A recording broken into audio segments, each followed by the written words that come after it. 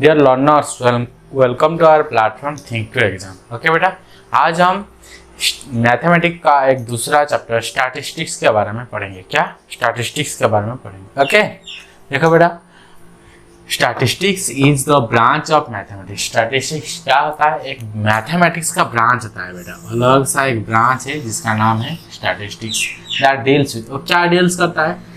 Deals with the study of data. Data को study करता है। ओके ओके, जो डेटा है प्लूरल ऑफ डाटम। क्या डेटा क्या होता है? Plural of datum. देखो, data means numerical information. For example, देखो डेटा मीन्स हम क्या करेंगे, न्यूमेरिकल इंफॉर्मेशन होगा बेटा, जो for example the height of students in a class. मान लो बेटा, क्लास में 10 स्टूडेंट हैं। कितना? 10 स्टूडेंट हैं। तो 10 स्टूडेंट का हाइट, एक का हाइट 150, सेकेंड वाला का होगा 130, इतना सेंटीमीटर, इतना सेंटीमीटर। थर्ड वाला होगा 240, इतना centimetre.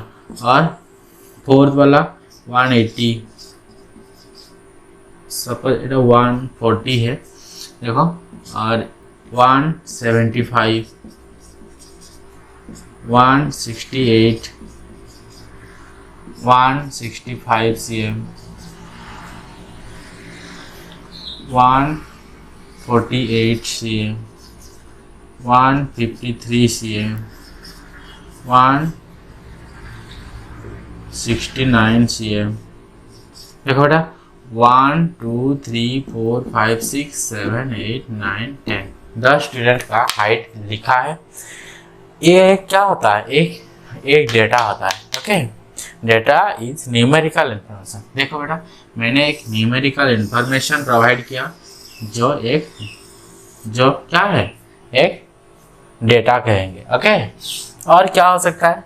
The run scored by a batsman in a test series. मान लो टेस्ट सीरीज एक टेस्ट सीरीज में 5 मैच होता है, तो 5 मैच में वो कितना रन किया है।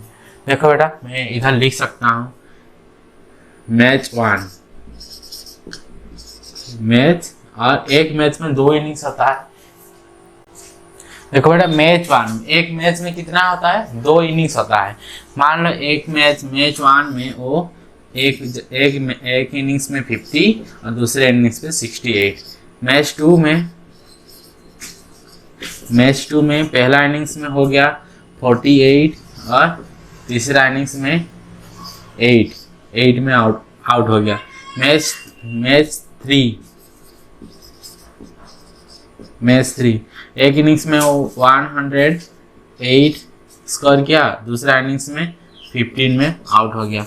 मान लो 3 मैच वो खेला, एक टेस्ट सीरीज का 3 मैच खेला, तो कितना स्कोर किया, वही एक डेटा कह सकते हैं उसको। एक रो डेटा कह सकते हैं। देखो, उसके बाद क्या होगा? The rainfall in A city in year. एक ईयर में, एक साल में कितना रेनफॉल हो रहा है। मान लो एक साल में the rainfall in A city in a year, मतलब जनवरी में कितना रेनफॉल हुआ, फरवरी में कितना हुआ, मार्च अप्रैल, मई, जून, जुलाई, और हर महीना रेनफॉल रिकॉर्ड कर सकते हैं।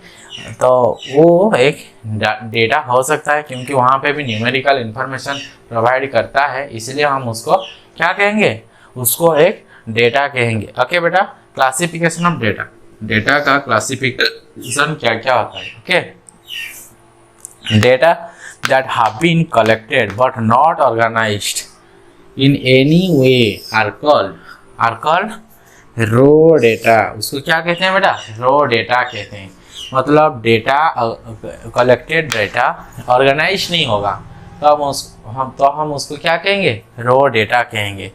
ओके, और अनक्लासिफाइड डेटा और unclassified data. Okay, raw data are difficult to analyse. Raw data को हमको एनालाइज करना बहुत ही डिफिकल्ट होता है।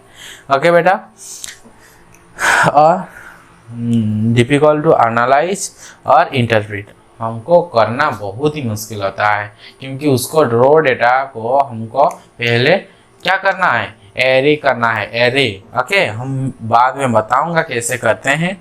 देखो बेटा, मैं एक एग्जांपल दिया हूँ।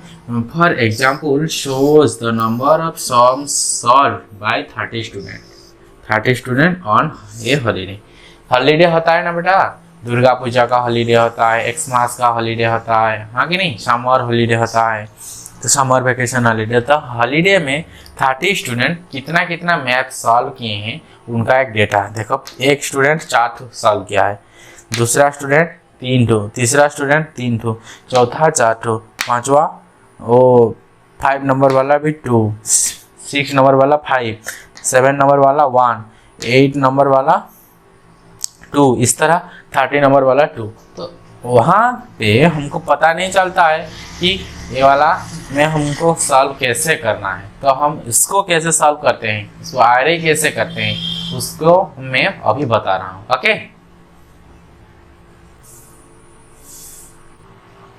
देखो बेटा, पहले हम रो डाटा लिए थे 4 3 3 4 2 5 1 2 4 2 6 2 4 2 4 3 4 4 3 2 0 5 1 3 4 4 1 4 4 2। ओके, देखो बेटा, यहाँ पे सीक्वेंस में नहीं है, तो हम उसको कैसे सॉल्व करेंगे। देखो, it is difficult to draw information draw करना बहुत ही डिफिकल्ट रहता है। Such as the number of students who solve 5 sums. देखो, कितना बच्चे 5 सम्स किए हैं, and who solve only 2 sums. देखो प्यारे बच्चों, क्या कई लड़का 5 करते हैं, किए हैं, और कई 2 किए हैं, और कई 3 और कई 1, और ऐसे भी होते हैं कि कोई होमवर्क नहीं करते हैं। ओके, और ऐसे हैं जो सबसे ज़्यादा करते हैं, तो उसको हमको ढूंढ कर लिखना पड़ेगा। कितना लड़के 5 कितना लड़के 2 and so on from raw data. देखो, रो डाटा से हमको पता चल रहा है कि देखो 0 वाले भी हैं, ओके, 1 वाले भी हैं, 2 वाले भी हैं, 3 वाले भी हैं, 4 वाले भी हैं, 5 वाले भी हैं, और 6 वाले भी हैं। The simplest way to do this is by forming an array. तो हमको सिंपलेस्ट करने के लिए पहले आरे की डाटा करना है। Okay, and arrayed data are arranged in the ascending order और डिसेंडिंग ऑर्डर। देखो, आरे डाटा बेटा दो तरीके से कर सकते हैं। एक असेंडिंग से, मतलब स्मॉलर टू लार्जर, और लार्जर टू स्मॉलर, मतलब एक छोटे से बड़े कर सकते हैं और बड़े से छोटे भी कर सकते हैं। Okay, and arrayed data are arranged in the ascending और डिसेंडिंग ऑर्डर। ओके, देखो बेटा, मैं असेंडिंग ऑर्डर में किया हूँ। असेंडिंग से तुम कर सकते हो। जो सबसे कम किया है वो 0 है, उसके बाद एक क्वेश्चन का सॉल्व करने वाला 3 है, और 2 सॉल्व करने वाले हैं 3 3 6 7 हैं, मतलब एक वाला कितना 3 रहते हैं, और एक वाला 3 0 कोई नहीं करने वाला 1 है, और एक सॉल्व करने वाला 3 है, और 2 सॉल्व करने वाला 1 2 3 4 5 6 7 है। 7 स्टूडेंट्स जो 2 नंबर सॉल्व किए हैं, और 1 2 3 4 5। देखो, 3 सॉल्व करने वाले 3 2 क्वेश्चन सॉल्व करने वाले कितना 5 लड़के हैं, और 4 सॉल्व करने वाले 1 2 3 4 5 6 7 8 9 10 11।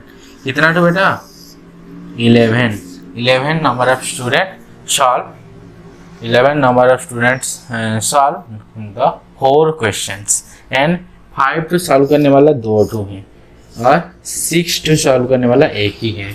ओके, इस तरह हम डाटे को असेंडिंग से डिसेंडिंग तक कर सकते हैं, नहीं तो डिसेंडिंग से असेंडिंग भी कर सकते हैं, मतलब लार्जर टू स्मॉलर कर सकते हैं, नहीं तो स्मॉलर टू लार्जर भी कर सकते हैं। ओके, तो इसी तरह जो रो डाटा, मतलब यहाँ पे कुछ ऑर्डर नहीं है, not and neither ascending nor descending. Okay, but here इधर असेंडिंग रहेगा, नहीं तो नॉट डिसेंडिंग। ओके, तो रो डाटा से हम कैसे आरे डाटा बनाया बेटा समझ में आ गया। पहले तुमको असेंडिंग से करना है, नहीं तो डिसेंडिंग से करना है। ओके, समझ में आया बेटा।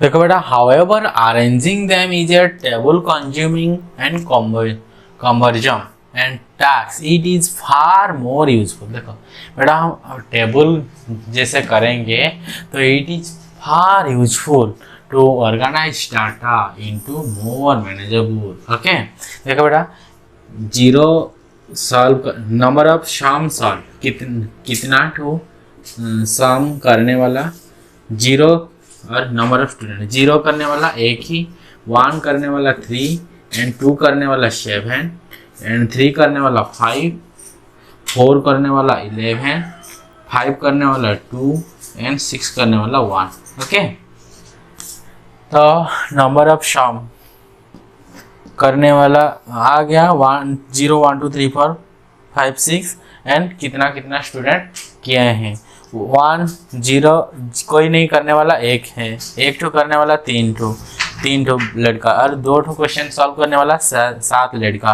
और 3 ठो सॉल्व करने वाला 5 लड़का, 4 ठो सॉल्व करने वाला 11 लड़का, एंड 5 ठो सॉल्व करने वाला 2 लड़का, एंड 6 ठो सॉल्व करने वाला 1 लड़का। ओके, इट इज, देखो अगर हम उसका सम करेंगे तो आ जाएगा।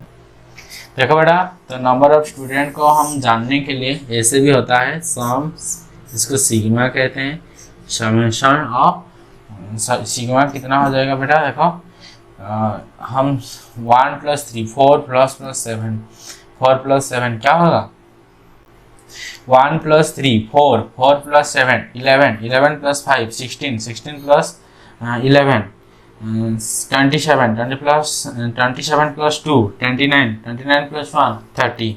ओके, कितना number of student is equal to 30। Okay,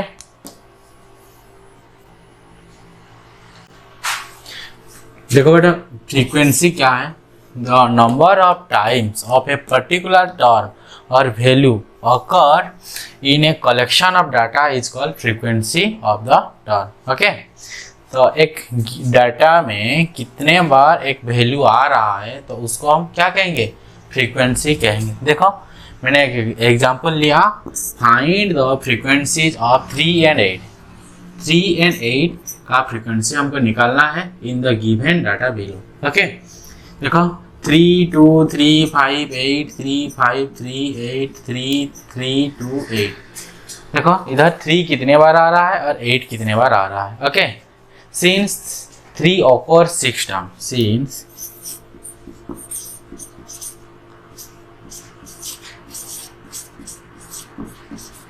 since 3 occur 1 2 3 4 5 and 6, since 3 occur 6 times, 6 times, the frequency of 3 is the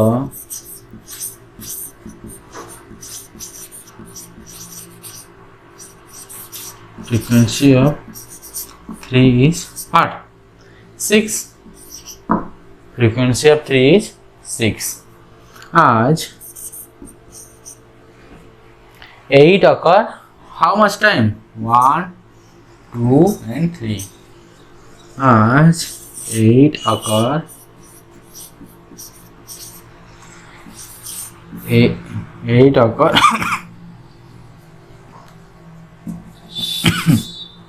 8 occur 3 times. So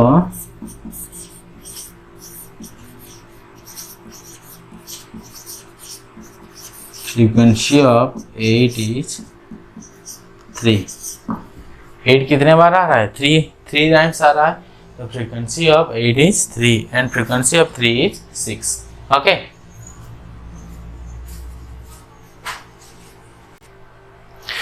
देखो बेटा, टैली मार्क क्या होता है। टैली मार्क इस तरह एक सिंबल रहता है जो टाइल्स जैसे होता है। देखो तो मैं इधर नंबर लिख रहा हूँ। ओके, और इधर होगा टैली मार्क। क्या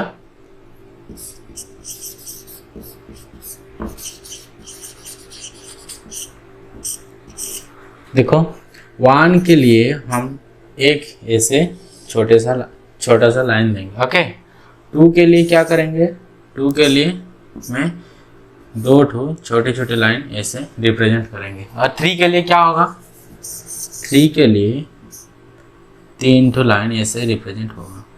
4 के लिए क्या, 4 के लिए 4 लाइन ऐसे रिप्रेजेंट होगा। 5 के लिए देखो 5 के लिए मैं 4 की तरह लाइन 4 खींच रहा हूँ और इस कॉर्नर से इस कॉर्नर, मतलब इस तरह होगा 5 का सिंबल। ओके 5 का सिंबल इस तरह होगा। 6 के लिए क्या करेंगे, 6 के लिए 1 2 3 4 ये वाला हो गया 5 और 6 अलग होगा एक छोटे से लाइन। ओके 7 के लिए क्या होगा बेटा, 7 के लिए 1 2 3 4 ये हो गया 5 6 एंड 7। ओके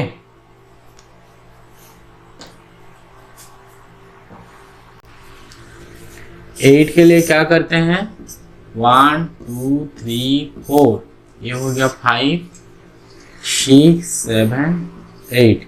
ओके 9 के लिए हम करेंगे 1 2 3 4 हो गया 5 6 7 8 9।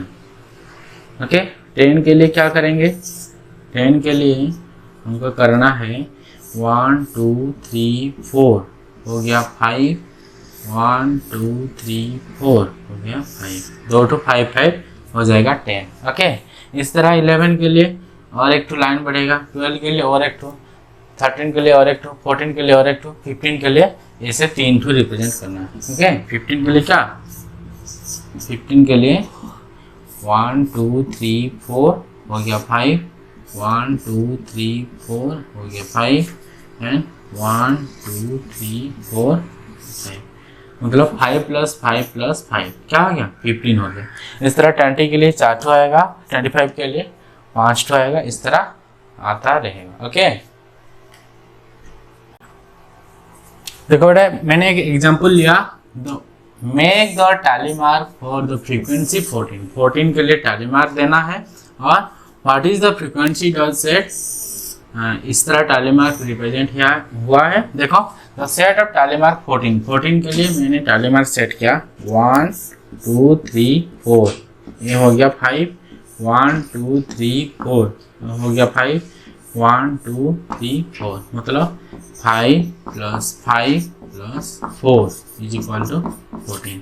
14 के लिए मैंने टैली मार्क सेटअप कर दिया और जो ये वाला जो है ना इसका क्या करना है, नंबर लिखना है।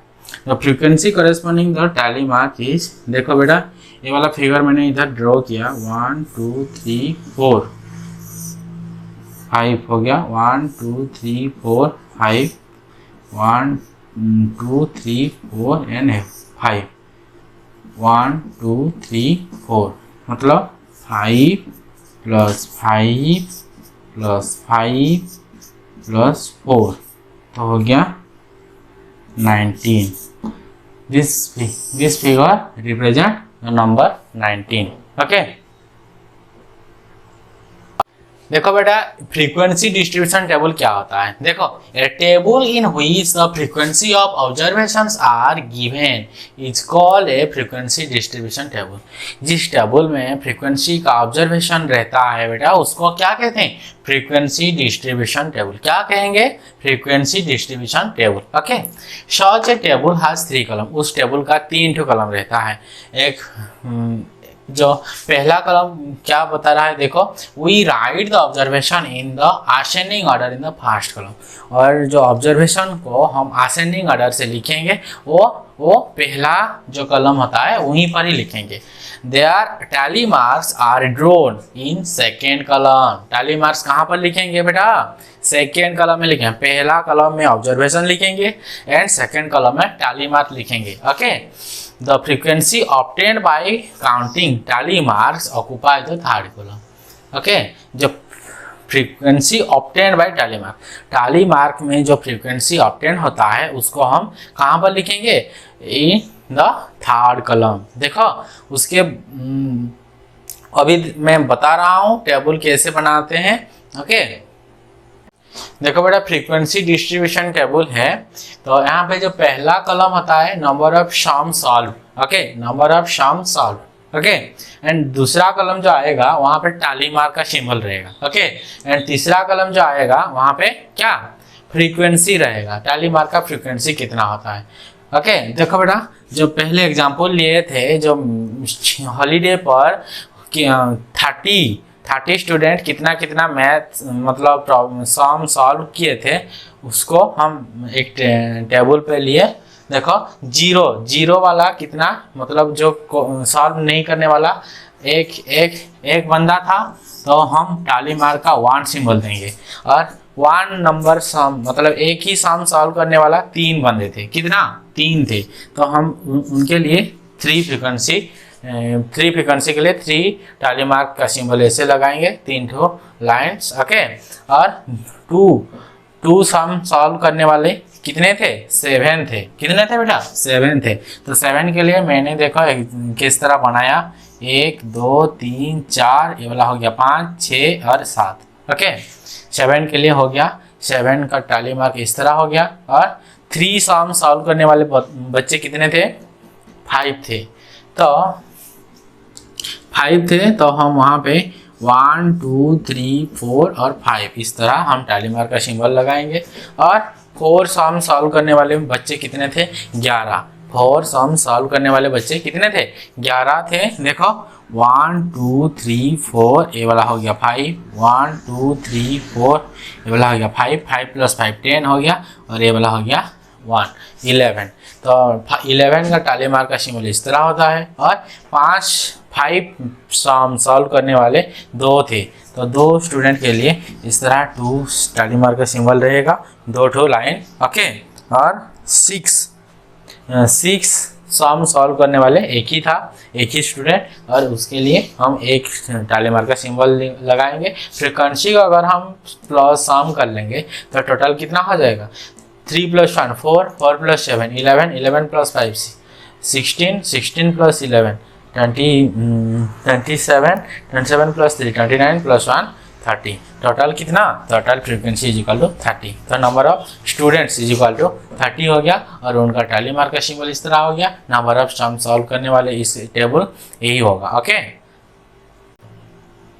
देखो बेटा एग्जाम्पल है, सॉल्व एग्जाम्पल। पहला एग्जाम्पल क्या है, पहला एग्जाम्पल है the weight in kg 15 student, 15 student का वेट इन केजी में मेंशन हुआ है, of the class are given below. देखो एक क्लास का बच्चों का क्या केजी पर वेट मेंशन है, एक स्टूडेंट का वेट 45 50, उसके दूसरा स्टूडेंट, उसके बाद जो स्टूडेंट आता है 45, उसके बाद 65, उसके बाद 40 55 58 65 43 71 62 61 63 65 एंड 45। तो बेटा arrange the data in ascending order and descending order. Data को हमको असेंडिंग पर करना है और डिसेंडिंग पर करना है। ओके, देखो the data arranged in the ascending order. Ascending order पर अगर हम अरेंज करेंगे तो क्या होगा, देखो सबसे जो छोटा नंबर क्या है, इनमें से जो सबसे छोटा नंबर है 40 है, हाँ कि नहीं 40 है। ओके, देखो 40, और उसके बाद जो नंबर आता है देखो क्या है 40 के बाद और छोटा नंबर है 43, है ना 43, देखो 43, देखो उसके बाद क्या आएगा, देखो बेटा उसके बाद आएगा, देखो ध्यान से देखो क्या आएगा 45 है, क्या आएगा 45, कितना बार है 45 2 बार है, ये इधर एक ठो और इधर भी एक ठो, हाँ कि नहीं 45 और भी है एक ठो 45 और भी है ये वाला, तो 3 बार हमको 45 लिखना है।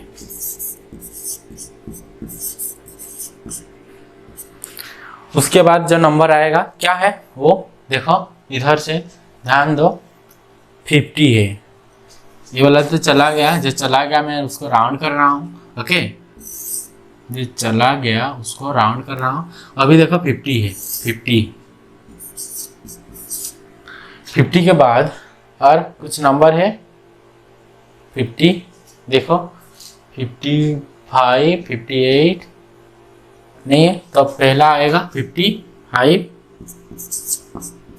उसके बाद होगा 58।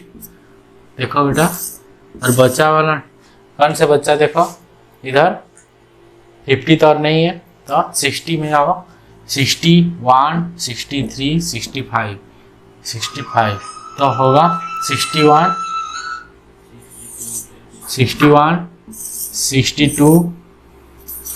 62 और 63 भी है, 63 है, 65 दो ठो है, 65 दो ठो, 3 ठो है, 65 और भी है, इधर भी है, तो 3 बार लिखना है 65 और 65।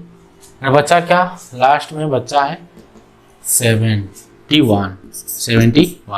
This is the data arranged in ascending order. Okay, ये वाला पहला सवाल था हमारे लिए, असेंडिंग ऑर्डर में लिखना है, और दूसरा सवाल क्या है, डिसेंडिंग ऑर्डर में लिखना है। ओके, क्या देखो, data arranged in descending order, the data arranged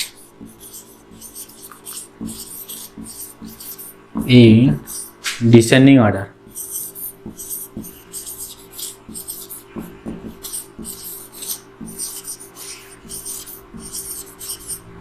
descending order मतलब इधर से शुरू करना और इधर से ख़त्म करना।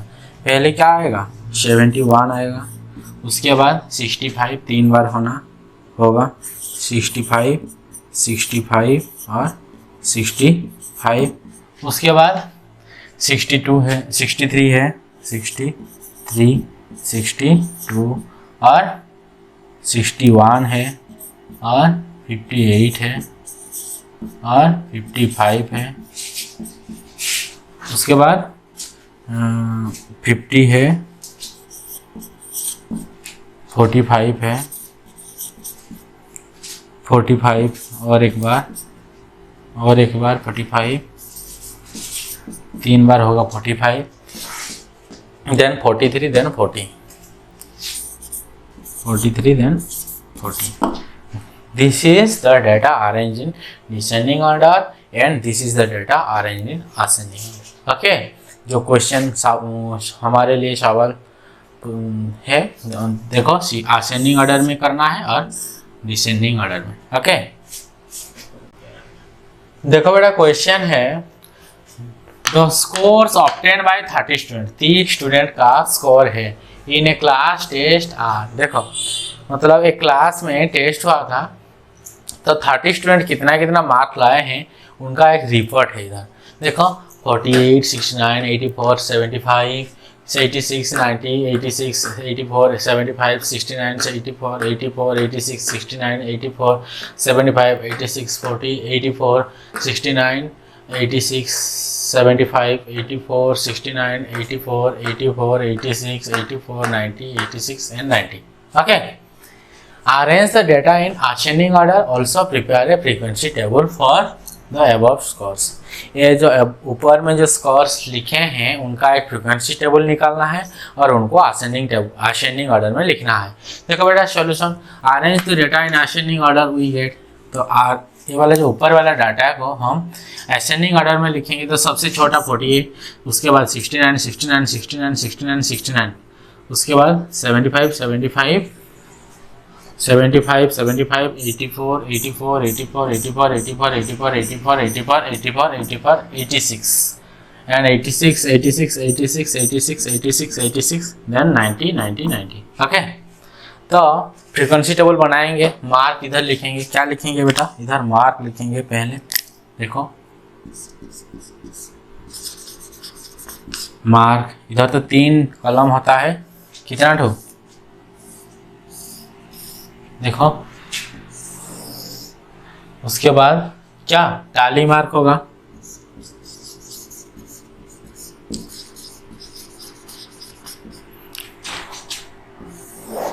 उसके बाद क्या, नंबर ऑफ स्टूडेंट,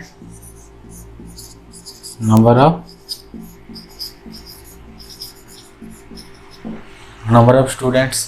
ओके, देखो 48 वाले कितना होते हैं, 48 नंबर कितना बच्चे रखे हैं, एक ही स्टूडेंट रखा है, तो हम एक के लिए फ्रीक्वेंसी बनाएंगे एक, ये वाला।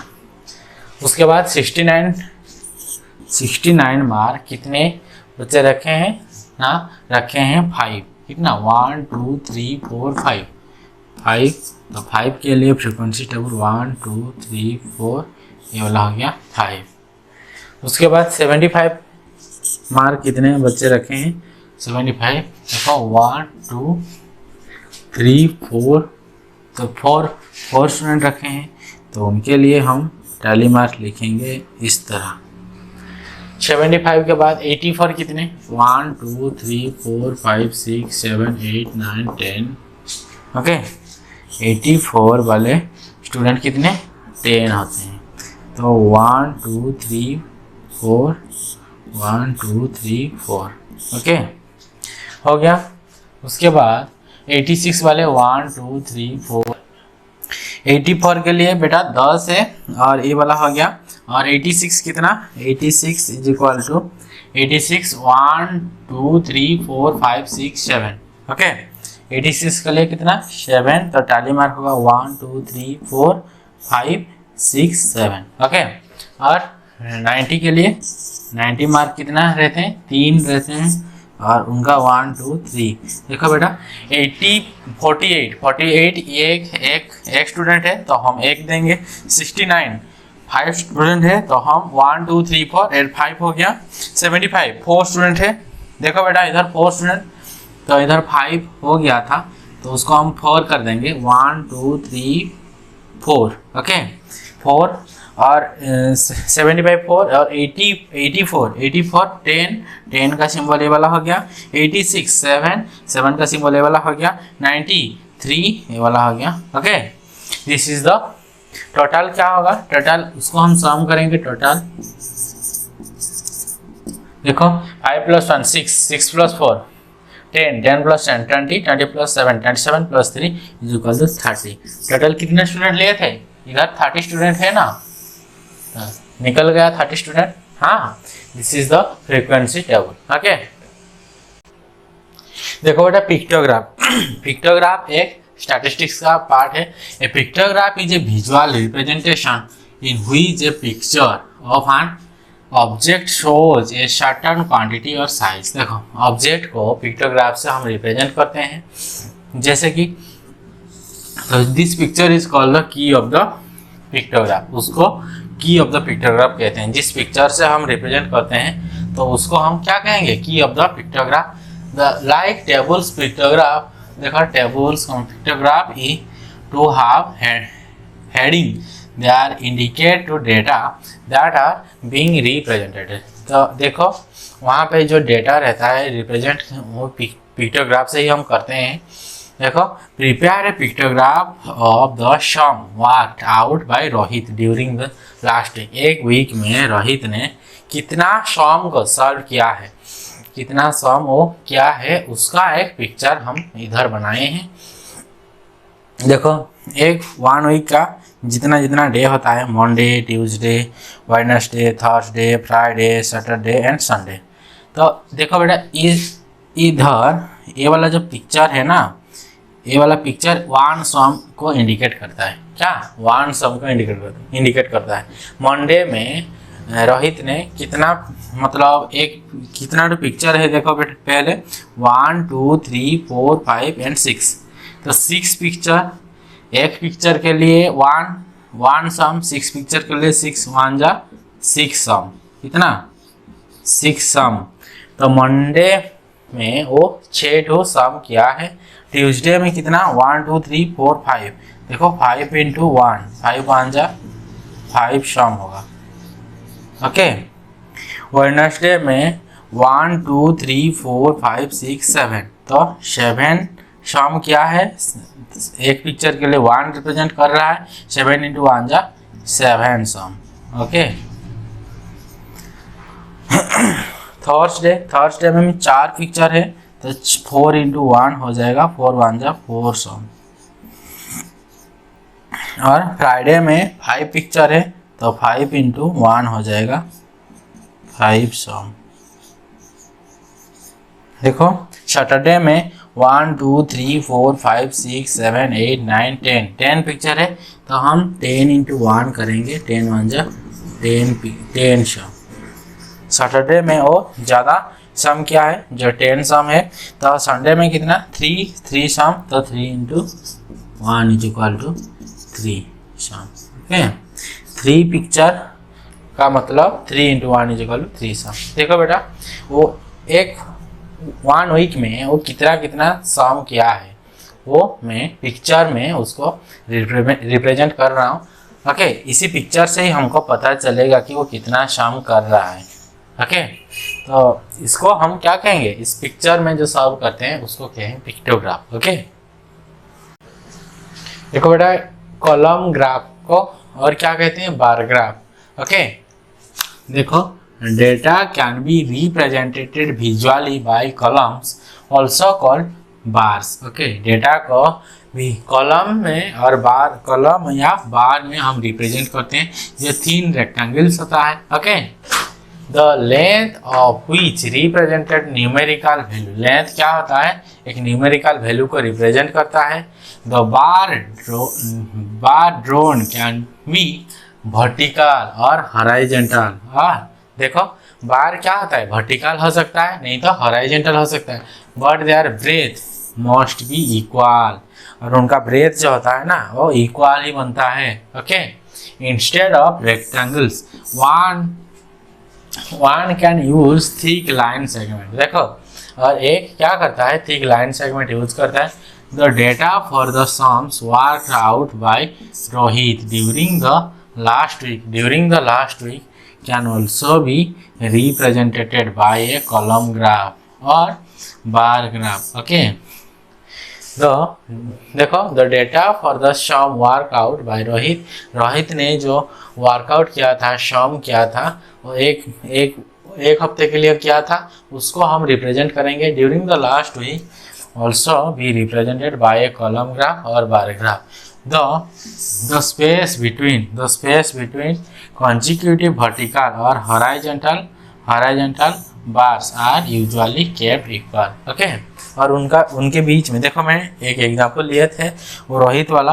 देखो Monday Tuesday Wednesday Thursday Friday Saturday Sunday, day को इस तरह में हॉरिजॉन्टल में रिप्रेजेंट किया, और वर्टिकल में जो न्यूमेरिकल वैल्यू होता है 1 2 3 4 5 6 7, जो नंबर ऑफ सम वर्कआउट कितना किया है। मंडे कितना किया बेटा, मंडे 6 किया, देखो 6 के पास है तो मंडे 6 किया, और ट्यूसडे कितना 5 किया। ओके, और वेडनेसडे कितना, वेडनेसडे देखो वो 7 के पास हो रहा है इसलिए 7 किया, और थर्सडे वो 5 किया, थर्सडे को फिर कितना 5, थर्सडे को